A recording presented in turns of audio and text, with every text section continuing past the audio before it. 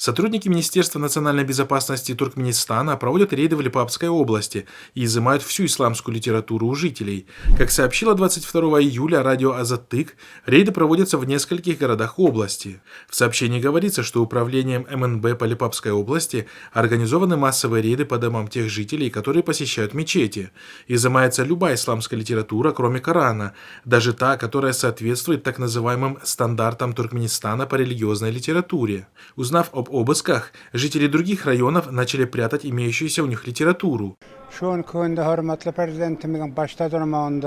Следует отметить, что рейды начались в первый день праздника Курбан.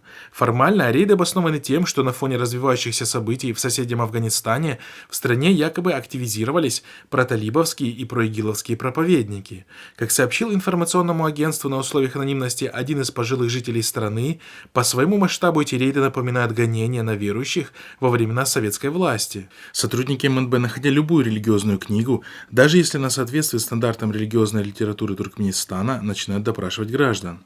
Они доходят до того, что заставляют верующих пить водку, сообщил он.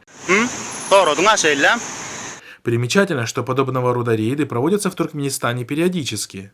Так, например, осенью 2019 года органы безопасности города Мары вызвали всех посещающих мечеть на допрос, оказывая на них давление с целью вербовки доносчиков среди соблюдающих мусульман. А зимой 2020 года в Лепапском вилаяте работникам бюджетных сфер запретили посещать мечети для совершения пятничной молитвы.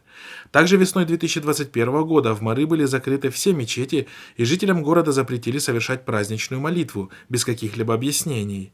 И кроме этого, на протяжении долгих лет существует запрет на совершение молитвы на рабочем месте.